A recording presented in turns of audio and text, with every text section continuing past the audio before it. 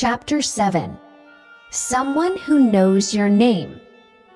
Hanna rose slowly to her feet, scanning the dark stretch of hallway.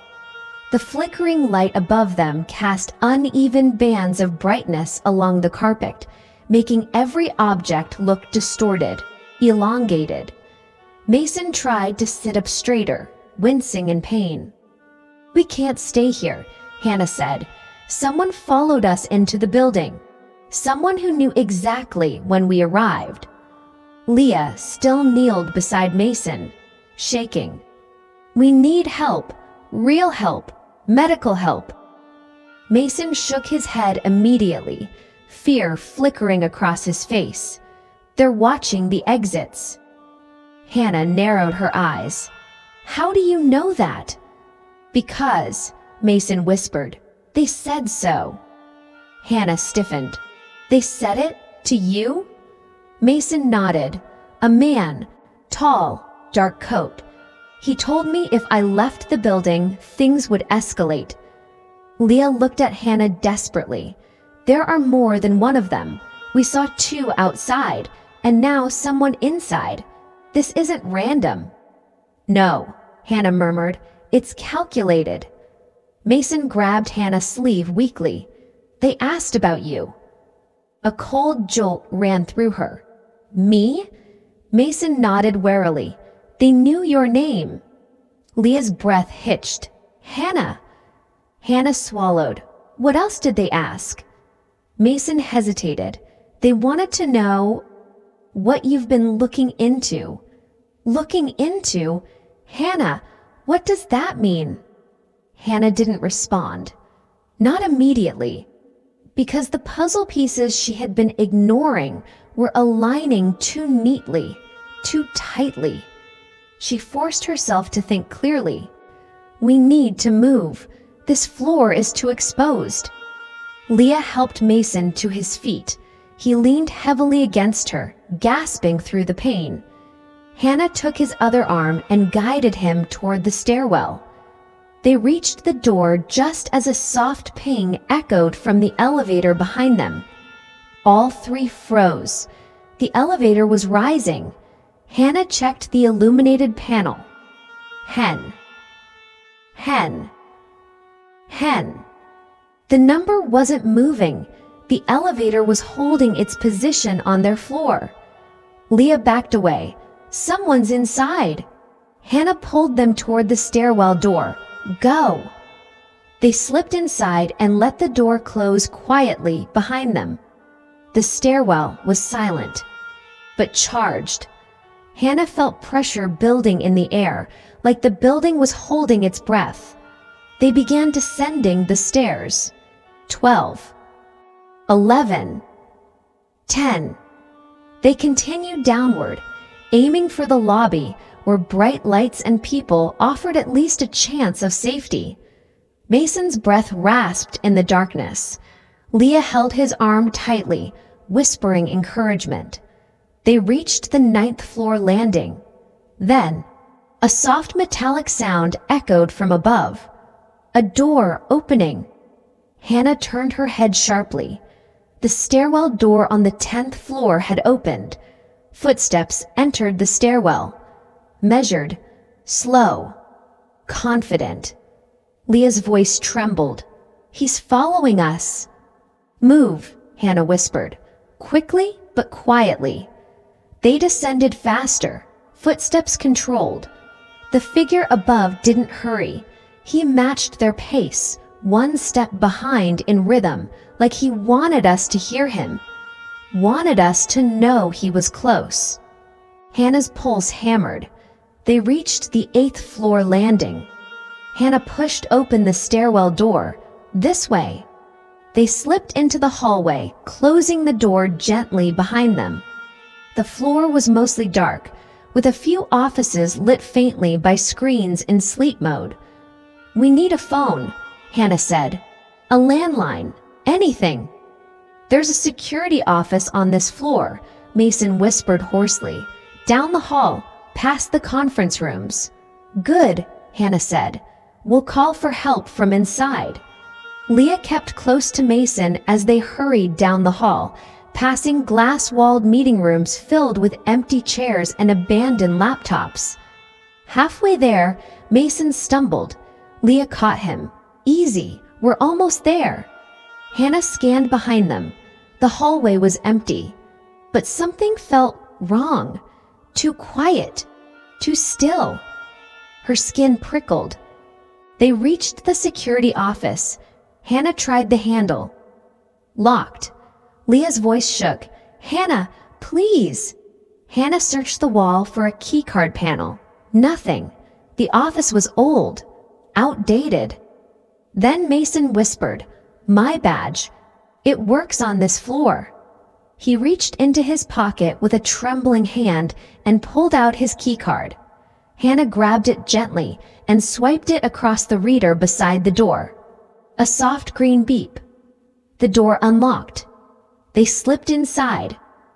The room smelled faintly of dust and cold electronics. Old monitors lined the wall, most screens black, a few showing grainy camera feeds of the lobby and main entrance. Leah helped Mason sit in a chair while Hanna searched the desk. A landline phone. Finally, Hanna lifted it and began dialing. Emergency services. 1 ring. 2. 3. Static. She pulled the phone away from her ear, frowning. She dialed again. Static. No connection. Leah clutched her chest. "No, no, no, no."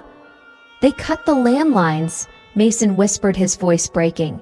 "Earlier tonight, they said phones wouldn't work." Hanna fought rising panic. There has to be something else. Another line. Another way. She rifled through drawers, checking for walkie-talkies or emergency radios. Nothing. Leah paced the room, arms wrapped around herself. "We're trapped." "No," Hanna said. "We're not."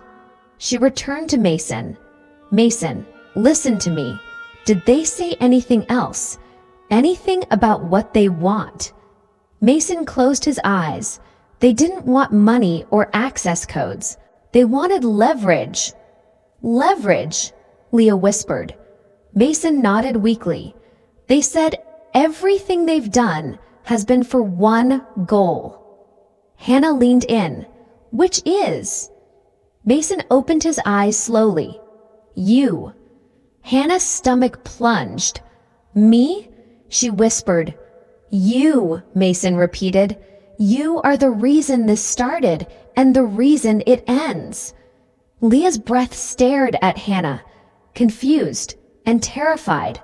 "Why would they say that? What are you not telling us?" Hanna's throat tightened.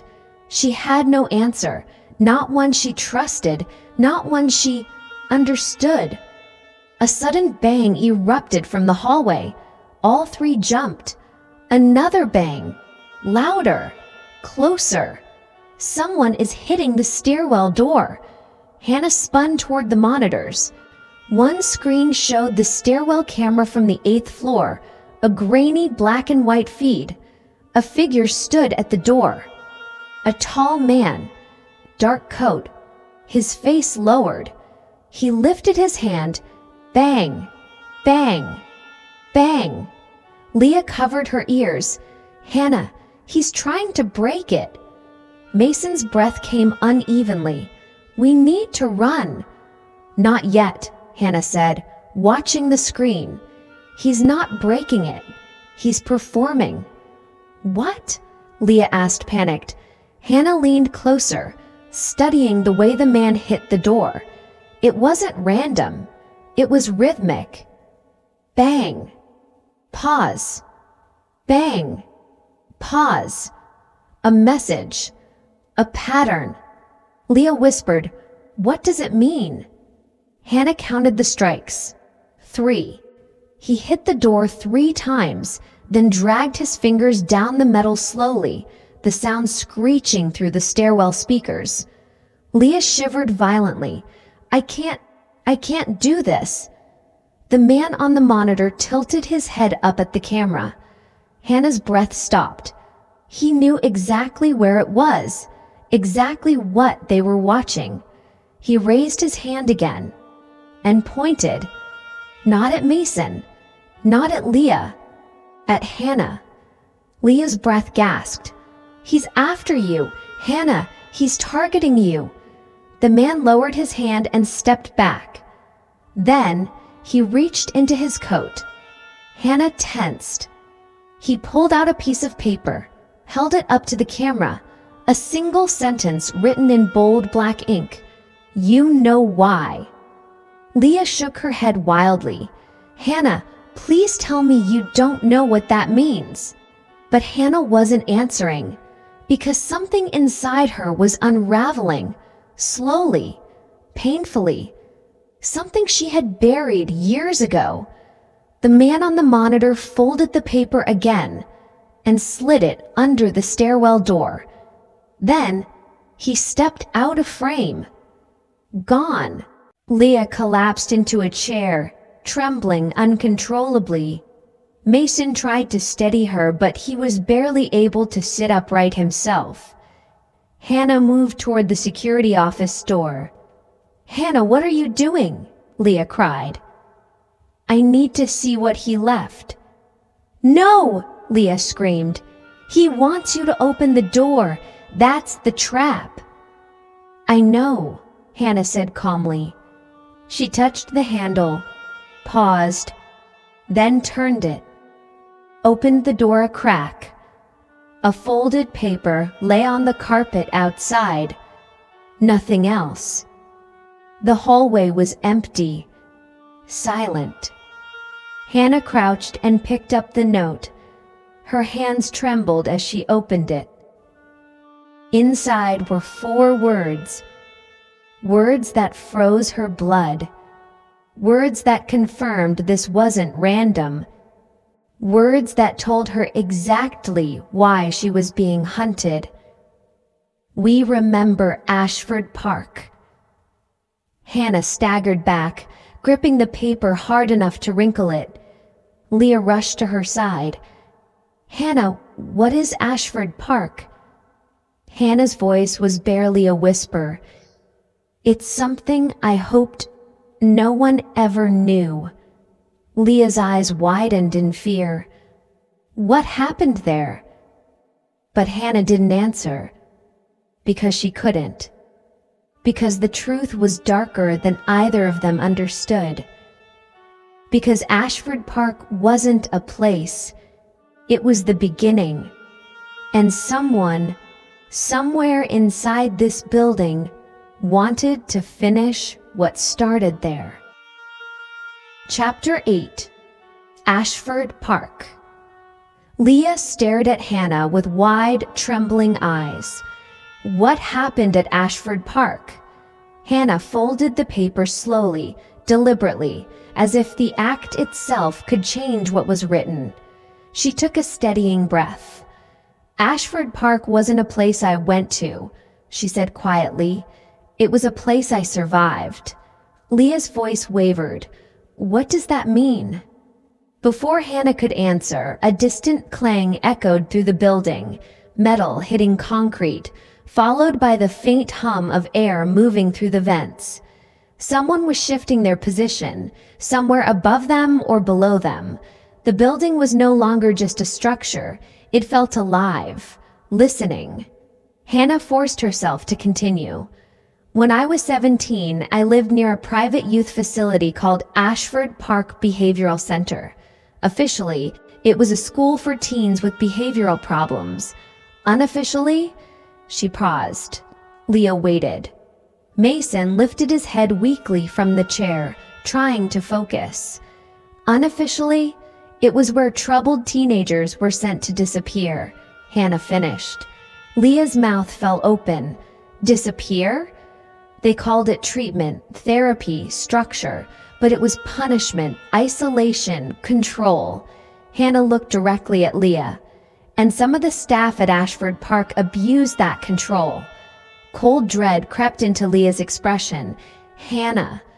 My best friend Tessa was sent there. She wasn't dangerous. She wasn't unstable. She just didn't have anyone to protect her. A memory flickered. Tessa laughing on swings, sunlight hitting her hair, the carefree brightness in her eyes. Then another.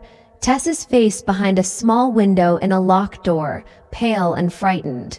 "What happened to her?" Leah whispered. "She vanished. One day she stopped calling, stopped writing, and Ashford Park told everyone she'd been transferred to another facility. But you didn't believe them," Leah gasped. "No, because the staff at Ashford Park lied often, and because her belongings were still in her room. Her journals, her clothes, her shoes." Leah covered her mouth. "So what did you do?" "I tried to expose them," Hanna said. "I collected statements from other kids who had escaped the facility.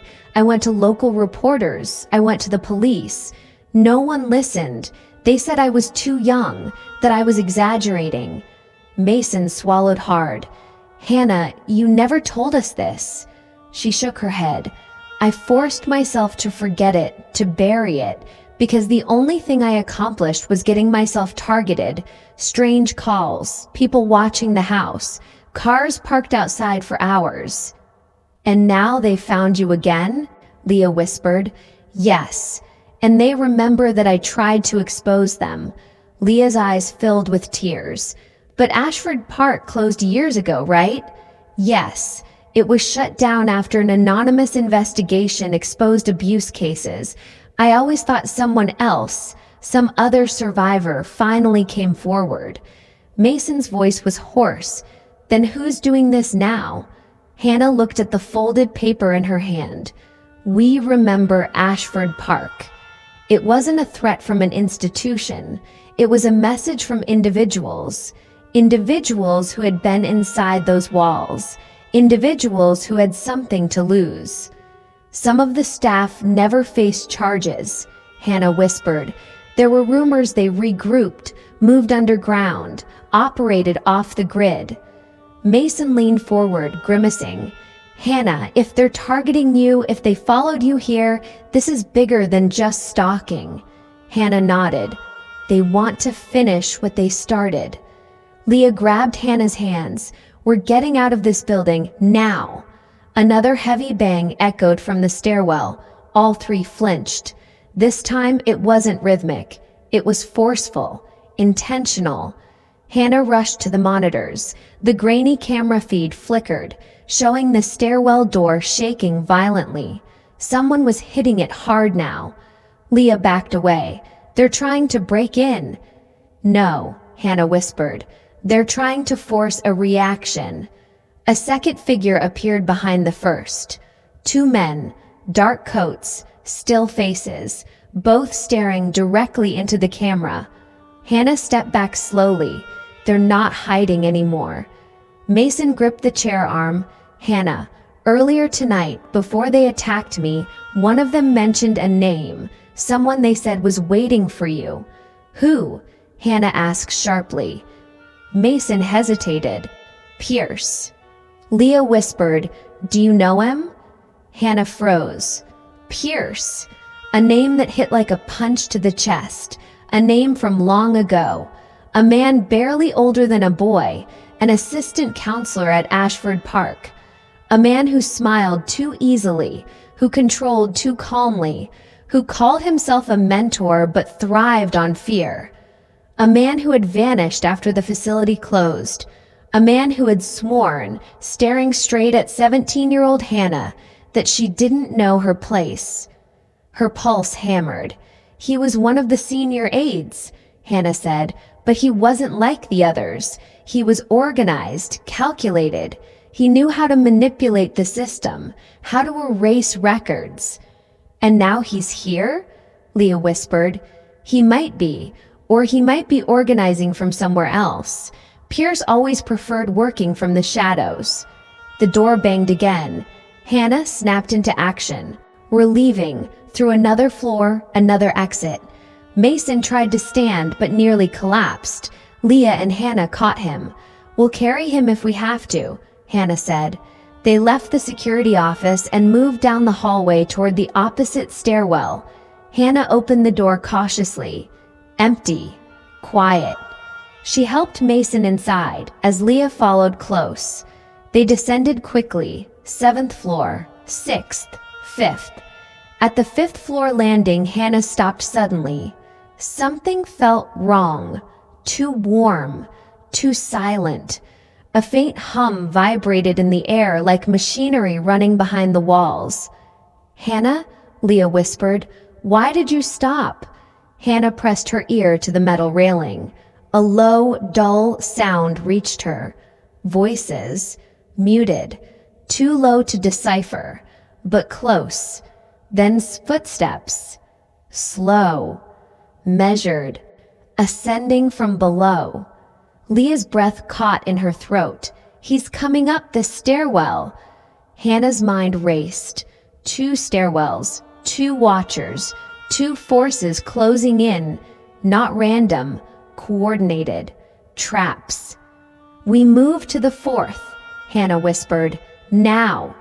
They descended to the 4th floor and pushed through the stairwell door into the hall. The 4th floor was entirely dark. Empty. Cold. Leah grabbed Hanna's sleeve. "I don't like this." "Quiet," Hanna whispered. They crept through the hall, Mason leaning heavily on Leah. Hanna moved ahead, leading them around a corner. Then stopped dead. A figure stood at the far end of the corridor, not moving, facing them, watching. Leah screamed softly and stumbled back. Hanna raised a hand to silence her. The figure's face was obscured by shadow, but her posture, her stomach tightened. She knew that stance. Pierce. A chill spread through her. "Run," Hanna ordered. They turned and fled down the hall, Mason struggling to keep up. Hanna yanked open the next stairwell door. But as they stepped inside, a voice echoed from above, soft, calm, almost soothing. "Hanna." Leah froze. Mason gasped. Hanna's blood ran cold. The voice was unmistakable. Pierce. A low, steady voice she thought she'd never hear again. "That's enough running," Pierce said. "You've been doing that for years. It's time to come back." Leah trembled uncontrollably. "Hanna, we can't stay here." Hanna pushed them down the stairs. Pierce's footsteps echoed behind them, slow, confident, like he already knew where they were headed. They reached the 3rd floor landing. Hanna stopped. A choice. Left. The stairwell continued, but footsteps rose from below. Another one of his men. Right. The 3rd floor hallway. Dark. Unknown. A risk. But better than a trap. "Go." Hanna pushed Leah and Mason into the hallway. They moved in total darkness, except for the small glow of an exit sign at the far end. The floor was colder, quieter, abandoned. Hanna's senses sharpened. Every sound was magnified. A distant drip. The hum of electricity through old wiring. Their breaths. Then, a click. From behind them. Leah turned, horrified. "He's here." A shadow moved at the far end. Not Pierce, but another man, blocking the exit. Hanna's heart slammed against her ribs. They were surrounded again. She grabbed a metal chair from beside a door and held it defensively. "Stay behind me," she said. Pierce's voice drifted from the shadows behind them. "You always did pretend you could fight," he murmured. "But you're not here to fight me, Hanna." Hanna turned slowly, eyes blazing. "Then why am I here?" Pierce stepped forward, just enough for the dim exit light to touch his face. He looked older, sharper, more collected, eyes cold, calculating. "For closure," he said. "For correction." Leah gripped Mason tightly. Stay away from her. Pierce smiled thinly. You think this is about punishment? Hanna wasn't chosen for discipline. She was chosen because she remembers. He stepped forward. And because she saw things she shouldn't have seen. Hanna held the chair tightly. I won't let you hurt them. Pierce tilted his head. I'm not here for them. His eyes focused only on her. Only on Hanna. You and I, he whispered, have unfinished business. Leah shook her head violently. Hanna, don't talk to him. Don't let him manipulate you. But Hanna wasn't moving. She couldn't. Because the worst part, the most terrifying part, was that Pierce wasn't lying. They did have unfinished business. Pierce stepped forward, extending one hand. Come with me, he said softly. It's time. Hanna's grip tightened. It's not time. Her voice didn't shake. Her body didn't tremble. Something inside her had shifted. Pierce raised an eyebrow. And why is that? Hanna stepped forward. Because for the first time in years, she remembered everything. And she wasn't 17 anymore. She was stronger, smarter, and far from alone. Because I'm not the one who should be afraid, she said quietly. Pierce's expression flickered, a brief flash of uncertainty. Just enough.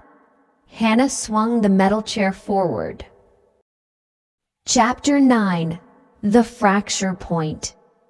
The metal chair struck the wall inches from Pierce's face.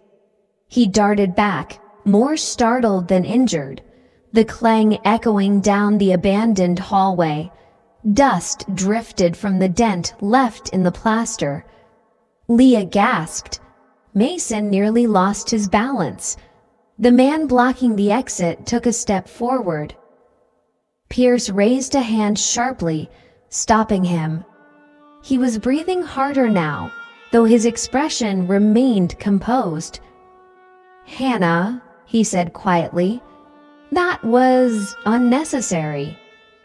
She didn't respond. She lifted the chair again, ready to swing.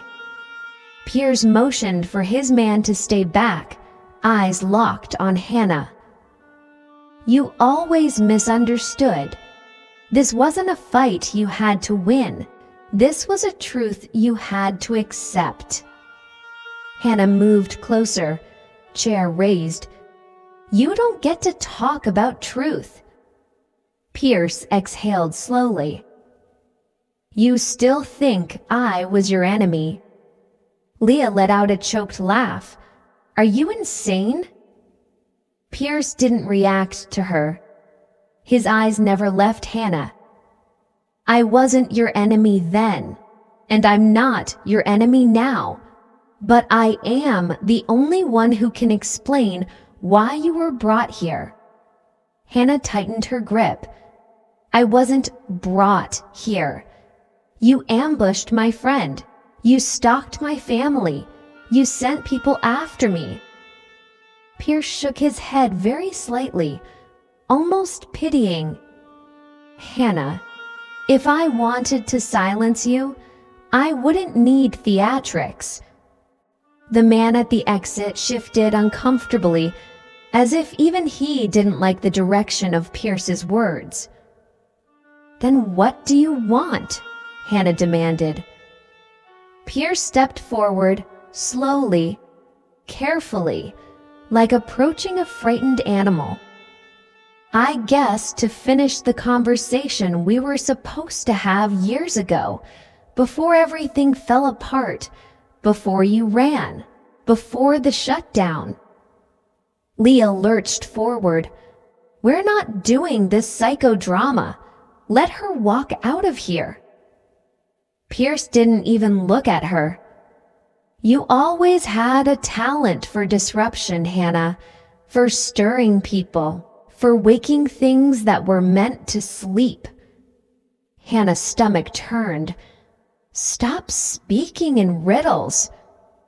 Pierce's expression shifted, subtle but unmistakable. He was enjoying this. Hanna, do you remember what was in Tessa's final journal, the one they never allowed to be released? Her blood ran cold. Tessa never gave you her journal. No, Pierce said softly, but she gave it to someone else, someone she trusted. Hanna stepped back a single pace. Who? Pierce took another slow step forward, lowering his voice. She gave it to you. Hanna's breath caught. No, that's not true. She never... Pierce cut her off. She slipped it into your backpack the day before she disappeared. You told me about it.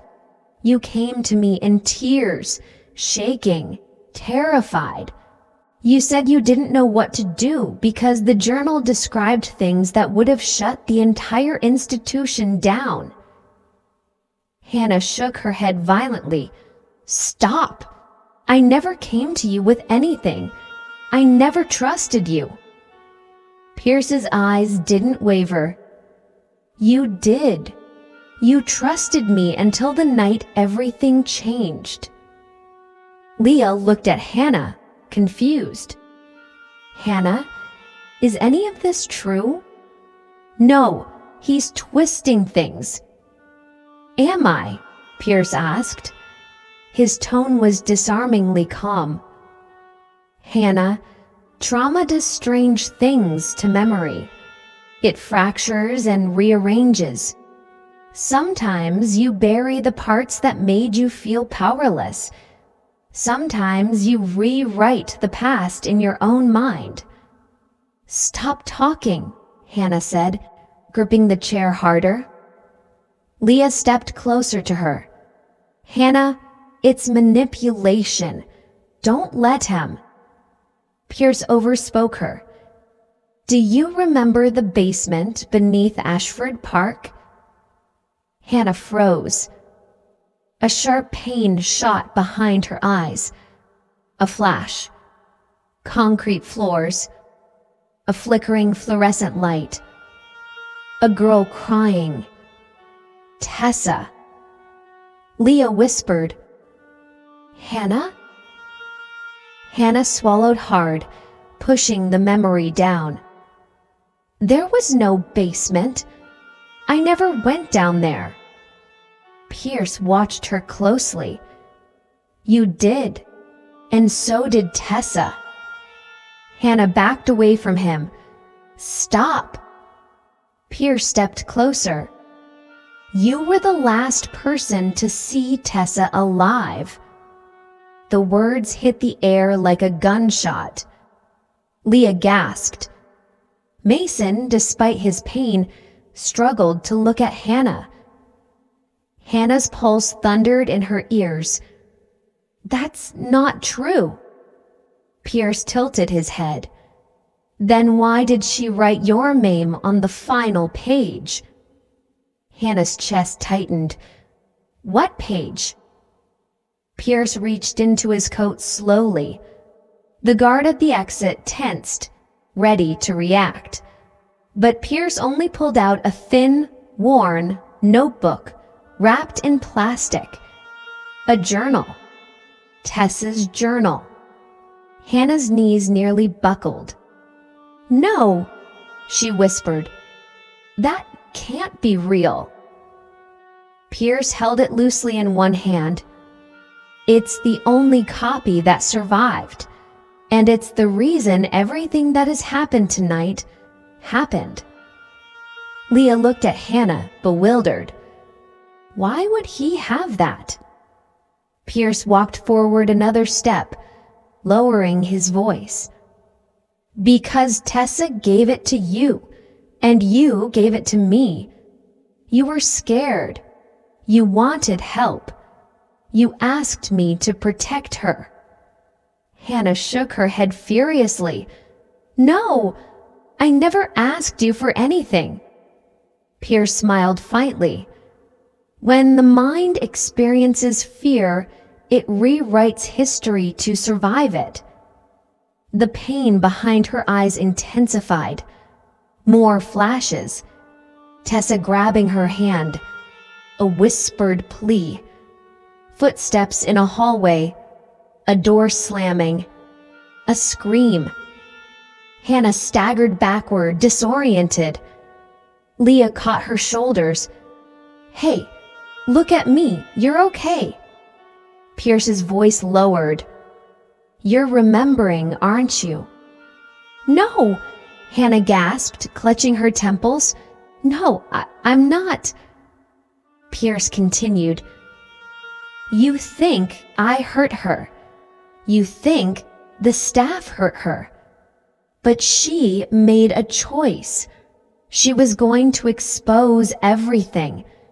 She knew the price." Hanna looked up at him breathless. "What price?" Pierce's expression hardened. "The price of telling the truth." He took a final step forward. "And you had been helping her make that choice." The world tilted. Hanna's vision blurred. The memory surged. The basement, the flickering light, the cold hand holding hers. Tessa's voice. "Please don't let them take me." Hanna dropped the chair. It clattered on the ground. Pierce smiled. There it is. The moment everything changed. Leah stepped between them. "Back up, now." Pierce looked almost disappointed. "You're shielding her from her own memories." Leah didn't budge. "You're done talking." Pierce sighed. "You don't understand what she is to us," he said. "To the people who survived Ashford Park, to the ones who had to live in silence while the world pretended nothing happened." Leah narrowed her eyes. "Then why hurt her?" Pierce gave a slow, almost sorrowful smile.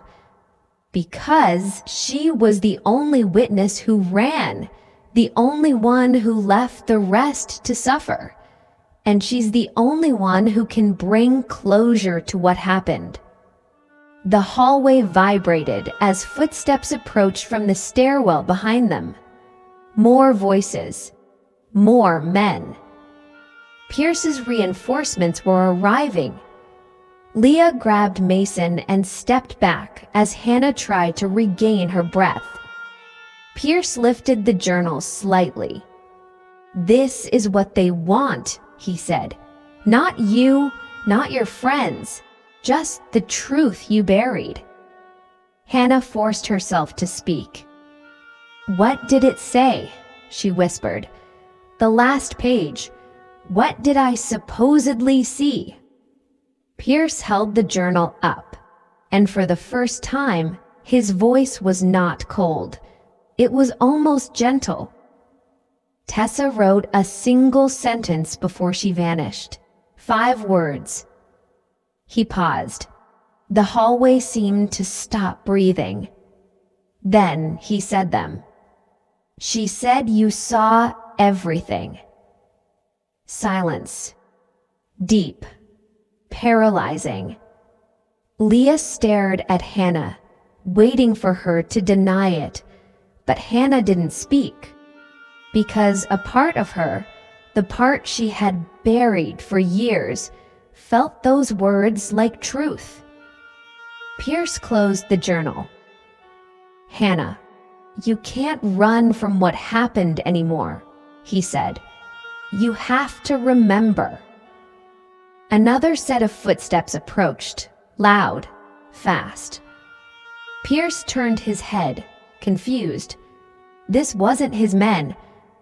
A door at the far end of the hallway burst open. A flashlight beam cut through the darkness. "Hanna, get down!" Hannah's eyes widened. She knew that voice. Detective Silva, the officer who had interviewed her 2 months ago when she first reported strange activity. Pierce's face hardened. "Unfortunate timing," he murmured. Silva rushed forward with 2 uniformed officers behind her, weapons drawn. Hands where we can see them, now.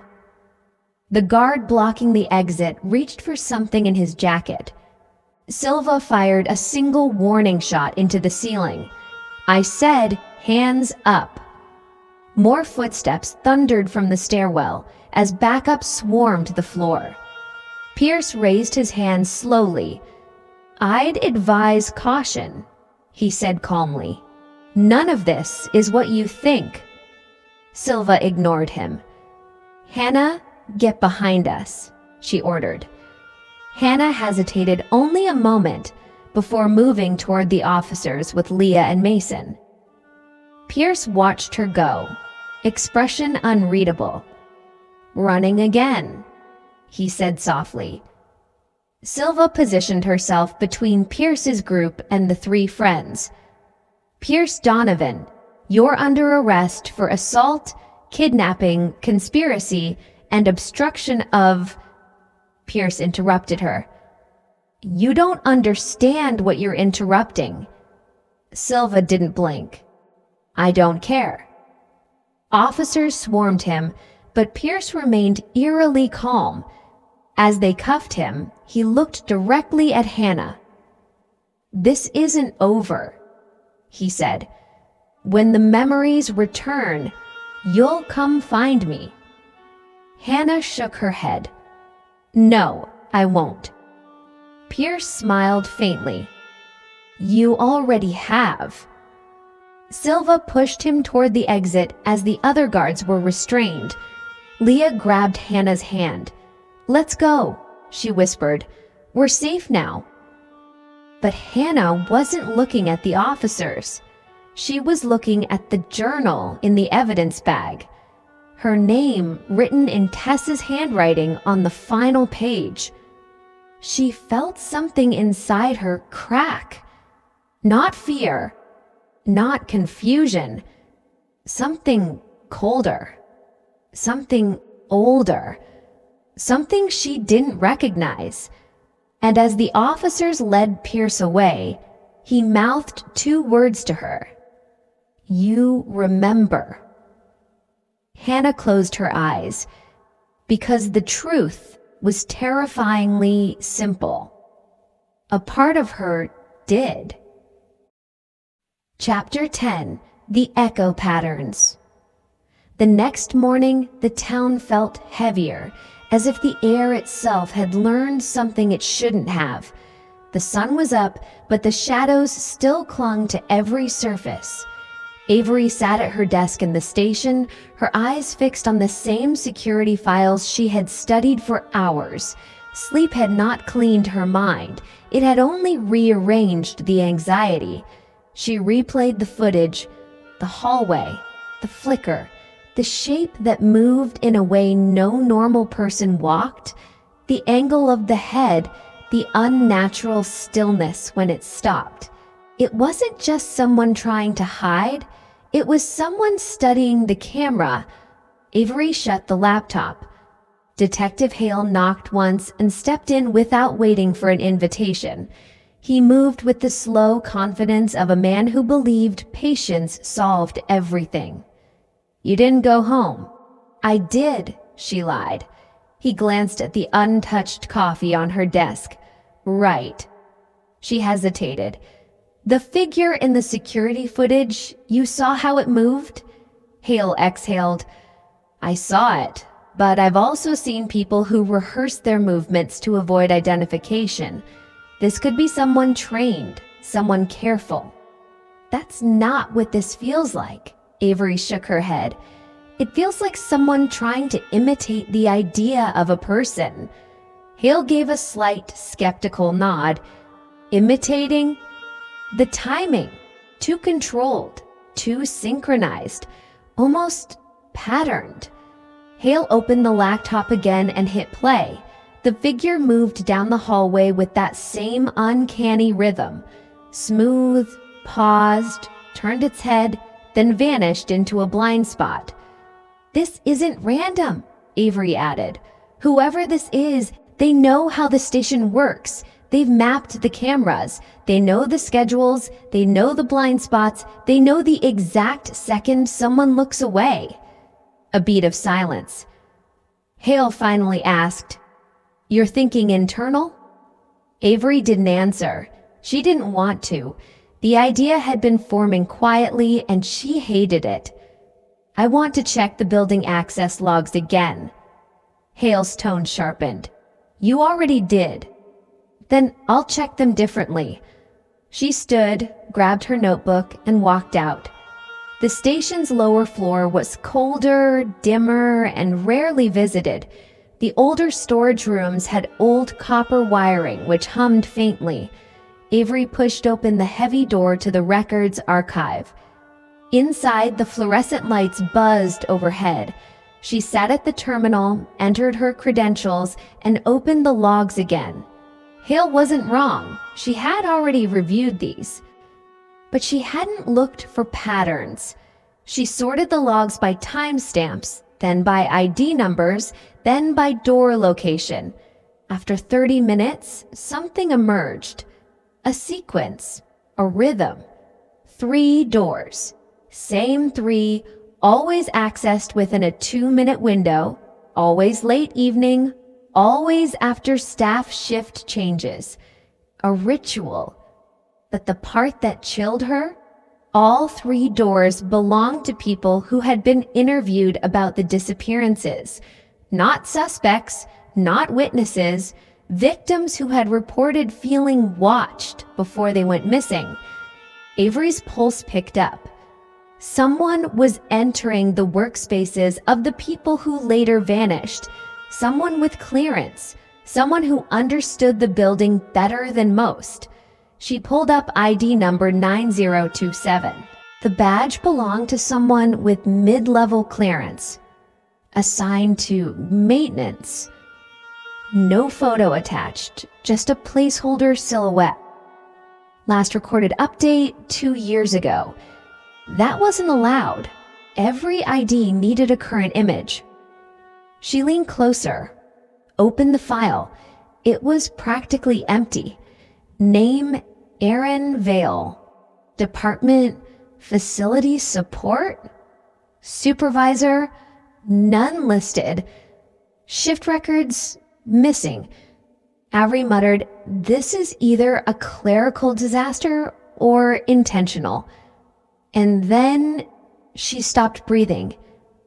The identity fields had an old tag at the bottom, a legacy note from a prior system migration, barely visible. The tag read, "Record retained, subject deceased." Avery froze. The system was showing active movements from a badge assigned to someone who had been dead for nearly 3 years. Her phone vibrated, making her jump. A message from an unknown number. "Stop looking for patterns." Her heart climbed into her throat. A second message came immediately after. "They're not meant for you." Avery stood up so fast the chair rolled back and hit the wall. She scanned the archive room. Silence. Empty aisles. Humming lights. Her fingers trembled as she typed back, "Who is this?" The reply appeared before she even finished lowering the phone. "Someone who expected you to be smarter." Her breath caught. Avery stepped out into the hallway. The lights flickered once. She couldn't tell if it was the wiring or something else. She moved fast, almost running, her boots echoing against the concrete. As she reached the stairwell, she heard it. A soft tap. Then another. Footsteps. But not hers. Measured. Slow. Following the same pattern she had just seen in the footage. Avery backed up, pulse hammering. "Who's there?" she called. No answer. The steps stopped. Avery's hand hovered near her holster. Then a shadow moved at the bottom of the stairwell. A figure, still, watching. A chill stretched up her spine. "Identify yourself," Avery said louder this time. No movement. The lights flickered again. The figure turned its head, not slowly, not naturally, but in the same unnerving, mechanical angle she had seen on the security footage. Avery's breath left her chest. The figure whispered, barely audible, "You weren't supposed to hear the echoes." And then it slid back into the darkness before she could take a step. Chapter 11. The Security Footage. Avery reached Building C's security room just before midnight. The hall outside was silent, the kind of silence that only happened when the night crew had retreated into their predictable patterns. She paused at the locked door, took a breath, and knocked twice, expecting no answer. She was right. The guard on shift always slept through his rotation. She slipped inside. The room smelled of cold air, dust, and old coffee. A wall of monitors displayed every corner of the research compound. Most cameras showed nothing but static hallways and empty labs. Avery crossed the room, switched the lights to their dim setting, and plugged the USB stick into the main terminal. She typed the logged badge number from the mysterious incident report, ID 7214. The system recognized it instantly, which made no sense. ID 7214 belonged to Michael Redden, a systems engineer who died in an electrical accident 3 years ago. His profile should have been disabled. His badge should have been destroyed. Yet, someone had used it to enter Building A on Tuesday at 23:04. The screen loaded the corresponding camera feed. Avery leaned forward. The footage showed a dark hallway. A person walked into frame. Tall, hooded, confident. No hesitation, no uncertainty. He moved like he belonged there. The hood shielded most of his face, but one thing stood out: his stride. A steady, engineered rhythm. Someone who knew the building well. Avery slowed the footage. Frame by frame, the figure lifted a hand and scanned a badge at the main lab door. The red indicator flashed green. The timestamp blinked, 23:04:16. She zoomed in on the badge, expecting blur, but the frame caught a clear sliver of the plastic. The name was unreadable, but the initials were obvious. M.R. Avery felt heat gather at the base of her skull. Someone inside the company was using a dead man's credentials. Someone with access to the physical badge archives. Someone who knew which identities would raise the least suspicion. She checked the internal access logs again. The same badge number appeared 4 more times in the last 6 months, always between 2300 and 200, always in high security buildings, and always on nights when someone had gone missing. It wasn't a coincidence. It was a pattern, a deliberate pattern. Footsteps echoed in the hall outside. Avery froze. The security room wasn't supposed to get visitors this late. She muted every monitor, unplugged the USB stick, and killed the session. The screen reverted to its idle state. The doorknob rattled. She stepped behind the equipment rack, pressed herself into the narrow gap, and waited. The door opened. Someone entered, moving with a quiet certainty that made her throat tighten. She saw the outline of a tall figure in black. No uniform, no flashlight, not a guard. The person scanned the room with a single sweep, then walked straight to the same terminal she had been using moments before. He typed something quickly. The monitor flashed red. Avery knew that code. It was the command to purge recent access logs. The figure erased his tracks with practiced ease. Then he paused, straightened, and turned his head slightly as if sensing the faint shift of air from where she hid. Avery held her breath until her lungs burned. After 10 slow seconds, the figure backed out of the room, closed the door, and walked away. Avery waited another full minute before emerging. Her hands shook, but her mind was sharp, controlled. Whoever he was, he had access, authority, a badge with a dead engineer's number, and a method for entering buildings unnoticed. He wasn't operating alone. Avery saved her next conclusion for last, because it was the one she least wanted to believe. This wasn't random. This wasn't opportunistic. This was an internal operation coordinated by someone high enough to override protocols. She needed to know who had access to archived physical badges. Only 3 departments did: security operations, facilities management, and executive administration. And only one person had worked across all 3 in the last 5 years: her supervisor, Marcus Hale. She stared at her reflection in the dark monitor. The realization didn't bring fear. It brought clarity. Marcus had been controlling her project assignments. Marcus had denied her extended access to the raw data logs. Marcus had questioned every anomaly she reported. He wasn't protecting the company. He was protecting himself. Avery pocketed the USB stick and locked the terminal. She had proof now, not enough to expose everything, but enough to start the chain reaction she needed. She left the security room without looking back. Outside, the hallway lights felt colder. She kept her pace steady as she headed toward the exit. Tomorrow, she would confront Marcus, not as an employee, but as someone who finally understood the game he had been playing. Chapter 12. The Conversation. Avery arrived at the office earlier than usual. The air felt stale, heavy, as if the building itself sensed what she intended to do. She walked past the rows of empty desks toward Marcus Hale's office. His door was half open. A deliberate pose. He wanted to appear accessible, present, in control. She knocked lightly.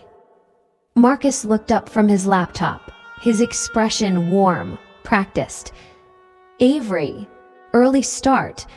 Everything all right?" His tone was soft, supportive, the same tone he used in performance reviews, the tone that made people lower their guard. She stepped inside, but closed the door behind her. That drew his attention. For a moment, his gaze flicked to the handle. Only a second, but she caught it. "A bit of an urgent matter," she said, keeping her voice level. "I need to discuss something I found in the security logs."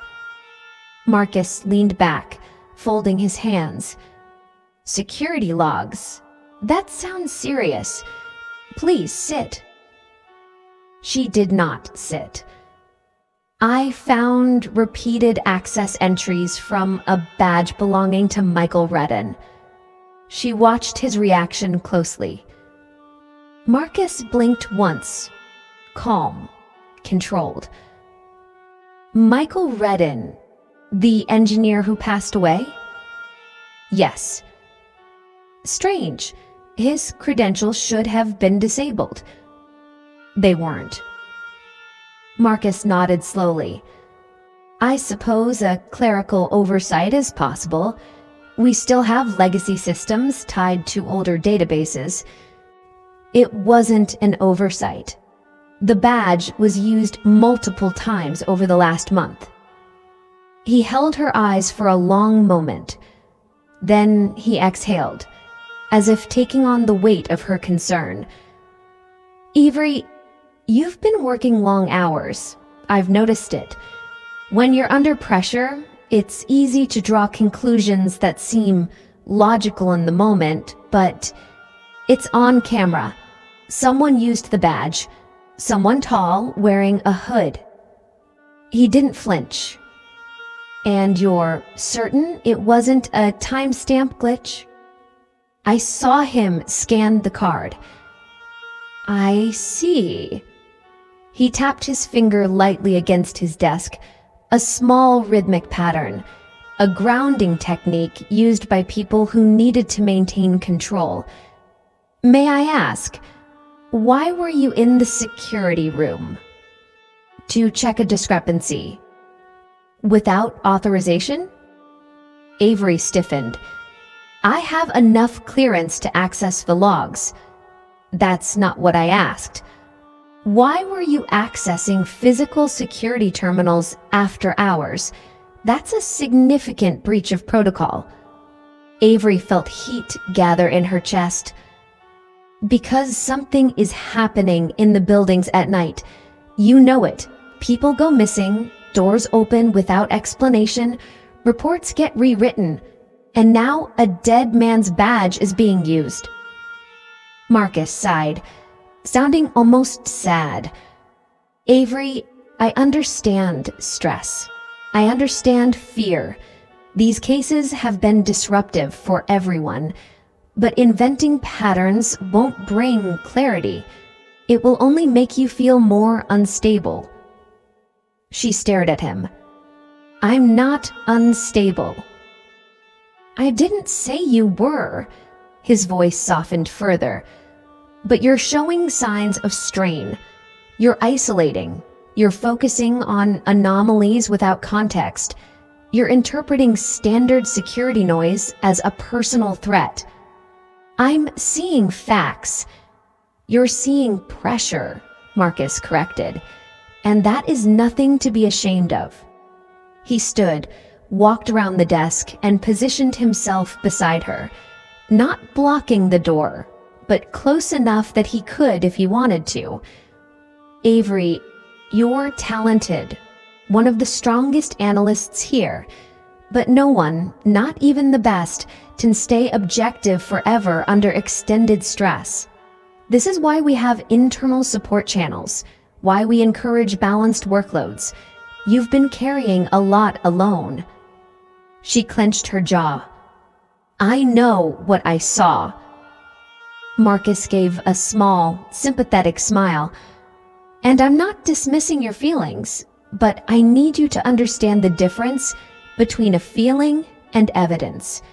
If someone had truly used that badge, do you think I wouldn't be notified? Everything routes through my approval chain. That, Avery knew, was the closest thing to a confession she would get. His approval chain was precisely where the logs had disappeared. I have the footage, she said quietly. Marcus's eyes sharpened, but only for a fraction of a second. Then the warmth returned. Avery, if you truly believe the footage proves misconduct, I'll review it myself. But first, I need you to take a personal day. Rest, sleep, clear your mind. We'll meet tomorrow and look at everything together. She shook her head. No, I'm not stepping back. That's exactly the problem. His voice dropped, still calm but firm. You're too close to this. You've crossed boundaries in pursuit of an assumption you're convinced is truth. That's how mistakes escalate. That's how people get hurt. His phone buzzed. He didn't look at it.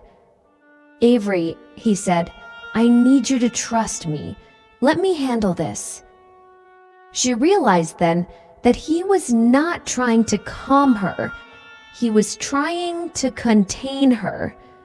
A personal day is mandatory, effective immediately. You're off site today. She took a slow breath. And if I refuse? Marcus's expression softened again, full of practiced empathy. Then I'll have to document your non-compliance. I don't want that. You don't want that. He stepped back, giving her space, as if he had just done her a favor. Go home, he said gently. Sleep. We'll straighten everything out tomorrow. Avery walked out of his office without another word. As she exited, she caught her reflection in the glass partition.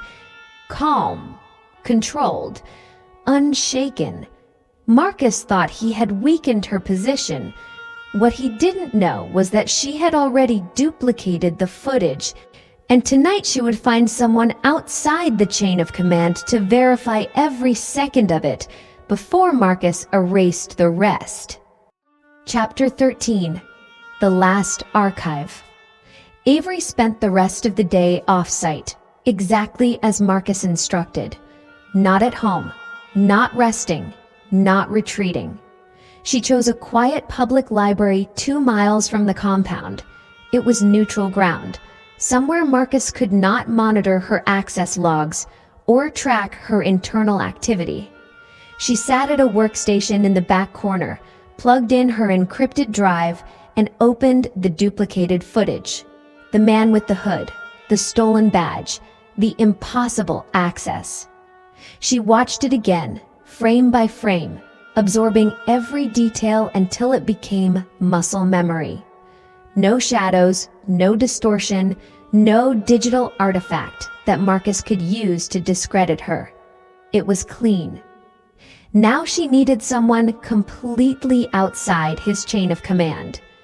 Avery scrolled through her contacts until she found the only person she could trust with this, Elena Ruiz, a former colleague who had transferred to the company's legal compliance office 6 months earlier. Elena was sharp, procedural, and unafraid of internal politics. Most importantly, she did not report to Marcus. Avery sent a single message: I need your help. Urgent. Off record. Elena replied within minutes. Meet me at the public transfer hub, parking level 3B. No calls. Avery didn't hesitate. The hub's concrete walls amplified every sound. Footsteps, car engines, even the faint hum of fluorescent lights. Elena stood beside a gray sedan, wearing a simple blazer, hair pulled back, scanning the area carefully. Avery, she said quietly, you look like you haven't slept in days. I found something bad. Elena folded her arms. Show me. Avery handed her the drive. Elena plugged it into a tablet, watched the footage with a tightening jaw, and rewound it twice. When she looked up, her expression had shifted, not shocked, but calculating. This is serious, and it's real. No editing, no compression anomalies. I know. And Marcus knew you found it. Yes. Elena closed the tablet. Then he'll try to erase the original files by tonight. Avery inhaled sharply. There's more. Elena leaned closer. How much more? I found repeated access across multiple buildings, all tied to the same badge, all on nights tied to disappearances. Elena's voice dropped. This isn't the work of one person. Someone in executive administration is coordinating the cover-ups. Avery nodded. And Marcus has authority in all 3 relevant divisions. Elena locked the tablet, exhaled, and said, I need to take this to the Internal Oversight Board, but once I do, Marcus will know you leaked it. I'm not stopping, Avery said. This has gone too far. Elena hesitated. There's one thing you should see first. I checked the internal ticketing logs before I left work today. There's a hidden system Marcus uses that doesn't show up in the standard dashboards. Avery's breath caught. What system? Elena unlocked her phone and showed her a list of archived access ticket IDs. each labeled with a vague code. But one stood out. Staff deactivation, special handling. The date matched the night Avery first discovered the missing person report that disappeared from the database. Avery whispered, "He's been doing this for years." Elena nodded. "And he's gotten away with it because no one cross-references executive access overrides. He can erase logs, rewrite reports, and bury incidents before they escalate." "What happens now?" Avery asked. "We go to the head of oversight tonight before he scrubs anything else." Avery followed her into the sedan, her pulse steady. She felt the shift, not fear, but clarity, a coordinated response, a real chance to expose him. But as Elena started the car, Avery noticed a black SUV parked across the lot. Engine running, tinted windows, no plates. Her stomach tightened. "Elena, don't drive. Not yet." Elena looked up and froze. "Is that—" "I don't know, but it's waiting." The SUV door opened. Marcus Hale stepped out. Alone. He walked towards them with slow, deliberate steps. Hands visible, expression calm. When he reached the sedan, he stopped at the driver's side and tapped lightly on the window. Elena lowered it halfway. "Good evening," Marcus said pleasantly. "Avery, you didn't follow instructions." "I'm done following instructions." "I'm sure you believe that, but you've interfered in areas you don't understand. That footage you stole is restricted, and sharing it outside approved channels violates compliance regulations." Elena leaned forward.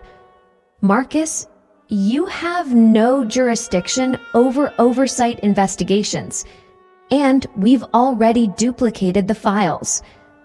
Marcus smiled faintly. "Of course you have, but let me be clear. Neither of you is prepared for the weight of the accusations you're implying." He looked directly at Avery.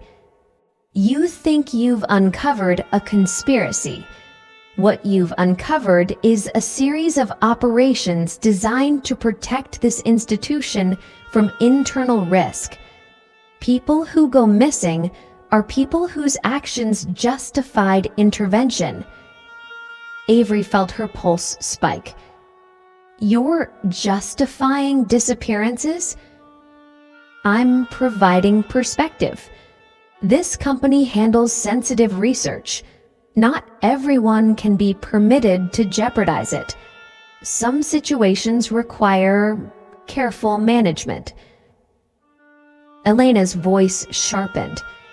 "You're confessing to criminal activity." Marcus tilted his head. "No, I'm informing you that the systems you two are tampering with are not as innocent as you think." He leaned in slightly.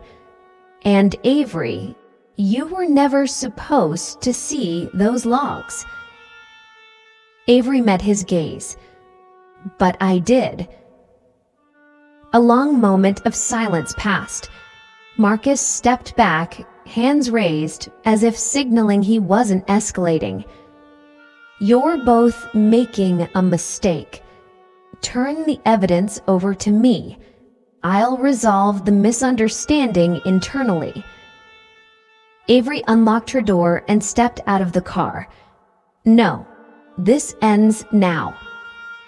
Marcus's eyes hardened for the first time. "Be careful. You don't know how deep this goes." Elena pulled out her phone. "I'm calling oversight." Marcus gave a small, resigned nod.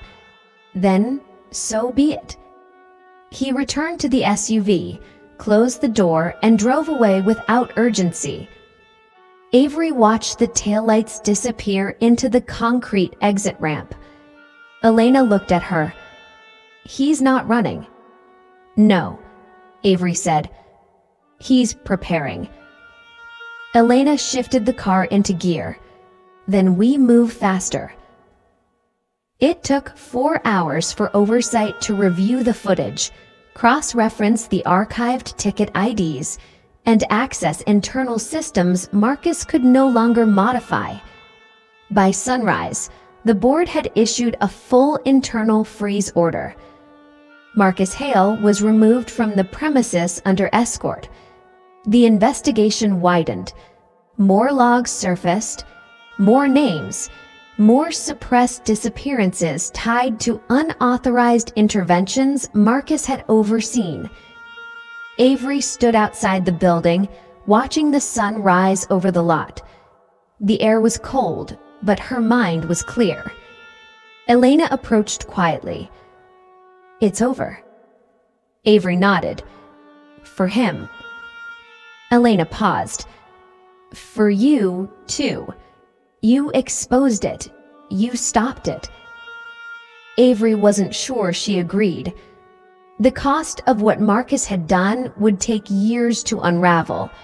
Some pieces might never be recovered.